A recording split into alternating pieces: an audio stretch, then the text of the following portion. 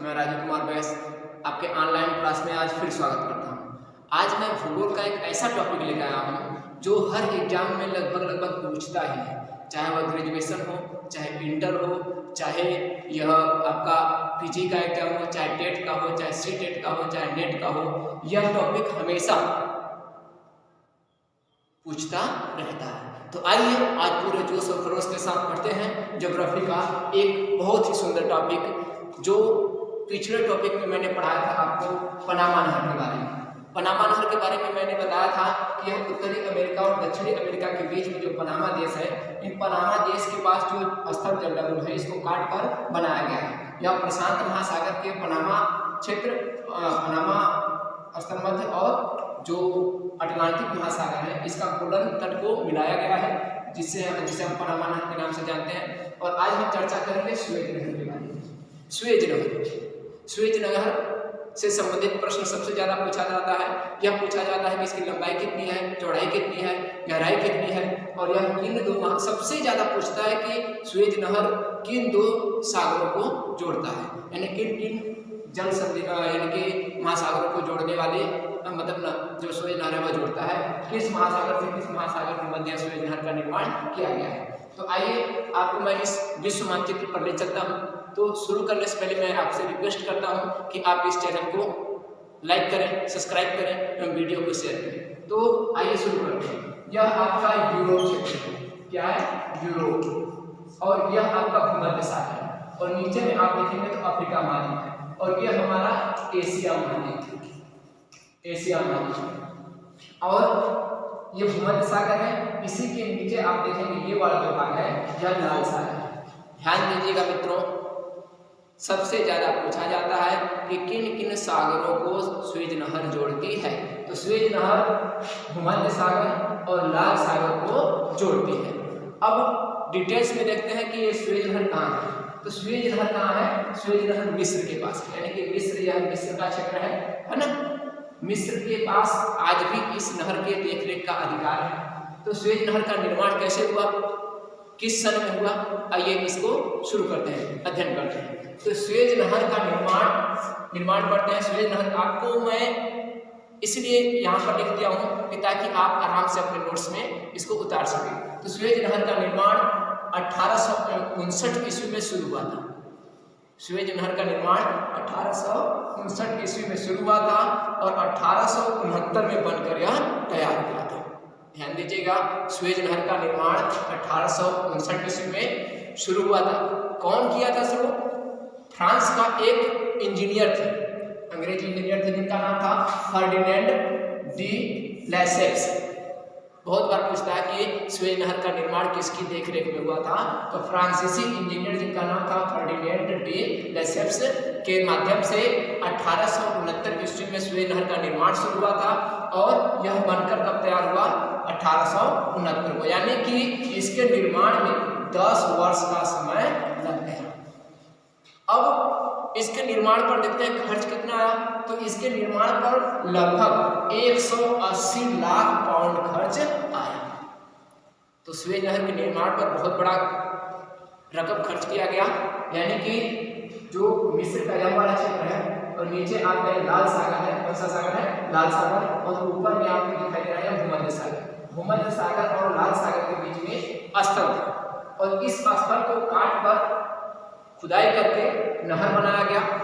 तो इसका निर्माण सन 1869 में शुरू हुआ और 1869 में शुरू हुआ और 1869 में बनकर तैयार हुआ।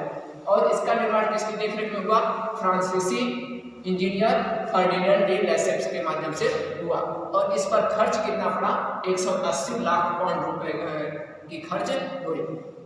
और मिस्र ने इसे, पहले फ्रांस का अधिकार था, लेकिन मिस्र में एक राष्ट्रपति हुए और वह अपनी नीतियों के माध्यम से 1956 ईस्वी को इस नहर को राष्ट्रीयकृत कर दिया। बोला कि यह नहर अब हमारा है, आप व्यापार कीजिए और इसके देख रेख में हम जो खर्च लगता है उसे हम टैक्स के रूप में ले सकते हैं। तो 1956 ईस्वी में मिस्र सरकार ने इसे राष्ट्रीयकृत घोषित कर दिया। अब आते हैं इस नहर की लंबाई पर। कितनी लंबाई है, यह जो जल भाग है इसमें कितनी लंबाई है। तो आपको कई जगह, कई बुकों में या नेट पर भी या बुकों में अलग अलग इसकी लंबाई देखने को मिलती है। तो मैंने तीनों चीज़ों को यहाँ पर आपके सामने प्रस्तुत किया है। तो कहीं अधिकतर बुक में देखेंगे तो सुएज नहर की लंबाई 162 किलोमीटर पाई जाती है, लेकिन अधिकतर नेट पर देखेंगे तो 190 किलोमीटर इसकी लंबाई है और कहीं कहीं 193 किलोमीटर की इसकी मतलब की लंबाई दिखाई देती है। तो 162 अधिकतर बुकों में मिलता है, नेट वगैरह पर अधिकतर आपका 190 किलोमीटर मिलेगा और 193 किलोमीटर भी मिलता है, यानी कि लगभग 162 आप बुकों में अगर पढ़ते हैं आप तो बुक के हिसाब से 162 किलोमीटर है, लेकिन नेट के माध्यम से आप जानना चाहेंगे तो नेट पर अधिकतर आपको मिलेगा 190 किलोमीटर इसकी लंबाई है। अब आते हैं इसकी चौड़ाई के बारे में। चौड़ाई में भी कहीं कहीं अंतर देखने को मिलता है। तो पनामा क्या कहते हैं, सुएज नहर की जो औसत चौड़ाई है वह कितना है, 60 मीटर, जिसे हम फीट में कहीं कहीं फीट में मिलता है तो 165 फीट से 246 फीट तक इसकी चौड़ाई पाई जाती है। कहीं अधिक चौड़ाई होता है, कहीं कम होता है, ठीक है। और इसकी औसत गहराई कितनी है, सुएज नहर की औसत गहराई है 16.5 मीटर और कहीं कहीं आपको इसका जो गहराई है वह 22 मीटर भी देखने को मिलता है। 16.5 जो मीटर है यह औसत गहराई है।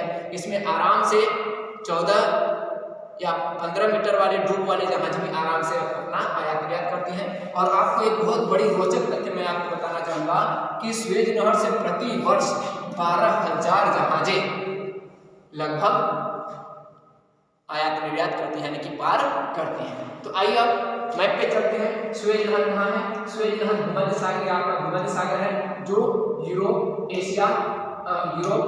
एशिया और अफ्रीका महाद्वीप के मध्य है। यह किससे जुड़ा हुआ है, अटलांटिक महासागर से।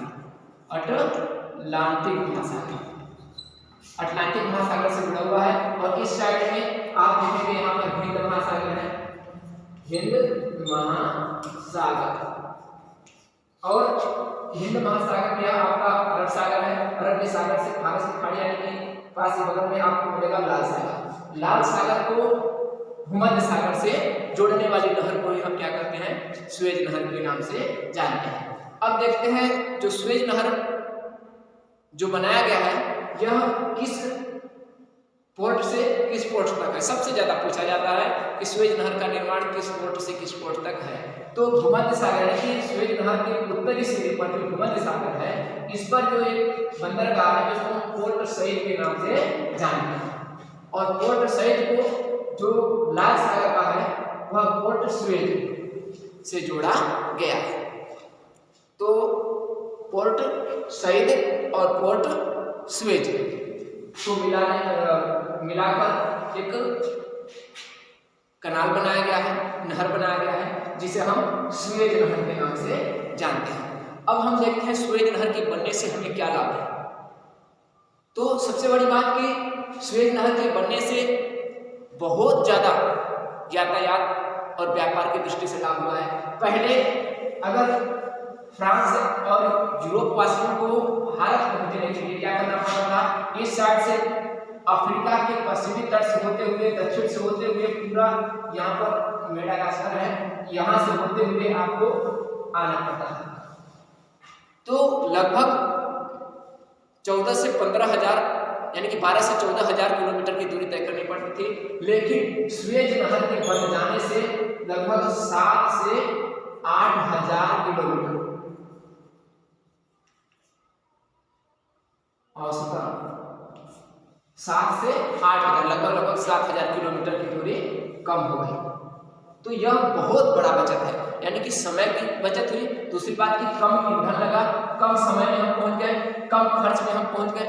तो यह वाला भाग सबसे बड़ी एक और बड़ी मुसीबत है सुएज नहर में। यहाँ पर आपका लगभग मरुस्थलीय क्षेत्र है काफी ज्यादा। तो मरुस्थलीय क्षेत्र में आपका जो बालू वाला एरिया है वह क्या करता है, धीरे धीरे कट कर इस नहर को काट देता है। तो इस नहर के किनारे किनारे क्या किया गया है, आपका सीमेंटेड कर दिया गया है यहाँ पर। इसलिए यहाँ पर जो नहरें होती हैं, यानी कि जो जहाजें हैं, वह काफ़ी स्पीड से नहीं जा सकते, क्योंकि अगर टकराएंगे तो नुकसान होगा।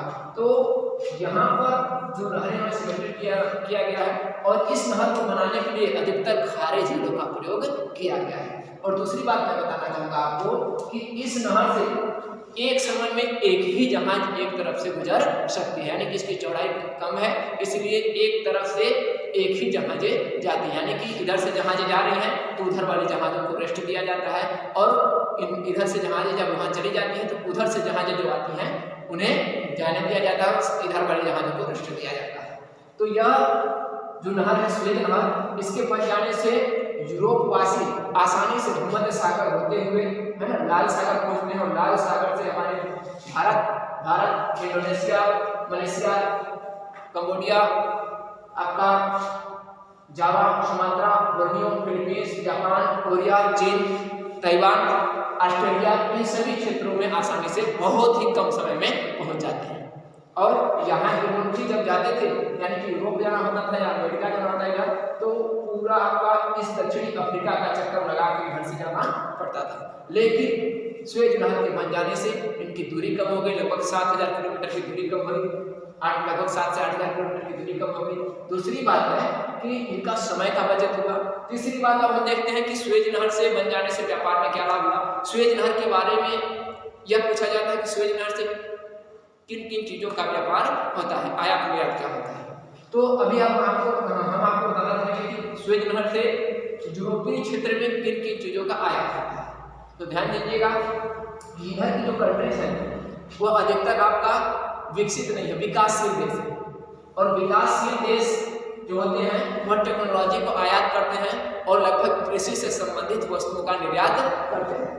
तो सुएज नहर से निर्यात होने वाली वस्तुएं लगभग है आपका कपास, चाय, गेहूं, चावल यानी खाद्यान्न वस्तुएं, और खासकर ऑस्ट्रेलिया वगैरह से रेशम वगैरह भी, यानी कि जो भेड़ अधिकतर ऑस्ट्रेलिया वगैरह में पाई जाती है, तो ऊनी वस्त्र और रबड़, लोहा इत्यादि चीजों का, कच्चा लोहा और कोयले का इधर से निर्यात किया जाता है, यानी कि इन देशों से निर्यात किया जाता है। और यूरोपीय वासी जो यूरोप के क्षेत्र के लोग हैं या अमेरिका के लोग हैं, यह अपने क्षेत्र से पक्के माल यानी कि बने हुए जो मशीनरी सामान होते हैं, दवाइयाँ होती हैं, रासायनिक उर्वरक होते हैं, है ना, और कुछ ऐसे मटेरियल्स होते हैं जो उद्योग धंधों में उपयोग किए जाते हैं, वैसे वस्तुओं को यह क्या करते हैं, निर्यात करते हैं, मशीनों का निर्यात करते हैं, टेक्नोलॉजी का निर्यात करते हैं। तो यह था हमारा सुएज नहर में आयात और निर्यात। तो फिर से आपको मैं बता देना चाहता हूँ कि सुएज नहर का निर्माण 1859 में शुरू हुआ था और 1869 में बनकर तैयार हुआ था, और इसका निर्माण फ्रांस के एक इंजीनियर थे जिनका नाम था फर्डिनेंड डी लेसेप्स, इन्होंने इनकी देखरेख में करवाया था। सुएज नहर के निर्माण में लगभग 10 वर्ष का समय लगा था और इस पर 180 लाख पाउंड का खर्च हुआ था, और 1956 ईस्वी में मिस्र ने इसे राष्ट्रीय घोषित कर दिया। इस नहर की लंबाई 162 किलोमीटर पाई जाती है, और अधिकतर नेट पर देखेंगे तो 190 से 193 किलोमीटर पाई जाती है, और इसकी चौड़ाई, औसतन चौड़ाई इसका 60 मीटर है, और इसको हम अगर फीट में कहते हैं तो 165 से 246 फीट तक इसकी चौड़ाई पाई जाती है। इसकी औसत गहराई है 16.5 मीटर, और कहीं कहीं इसकी गहराई 22 मीटर भी देखने को मिलता है। प्रति वर्ष इससे 12,000 की लगभग जहाजें पार करती हैं, और यह मिस्र सरकार के देखरेख में है, और इसको पार करने में लगभग आपका पहले तो 17 से 18 घंटे लगते थे, 17 से 18 घंटे लगते थे, लेकिन अब वर्तमान में लगभग 12 से 14 घंटे इसमें लगते हैं। धीरे धीरे आधुनिक तकनीकी के माध्यम से धीरे धीरे उस नहर को चौड़ी भी की जा रही है, और धीरे धीरे उस नहर की गहराई को भी बढ़ाई जा रही है। तो यह था हमारा सुएज नहर। दोस्तों, मैं आपसे रिक्वेस्ट करता हूँ कि इस चैनल को सब्सक्राइब करें।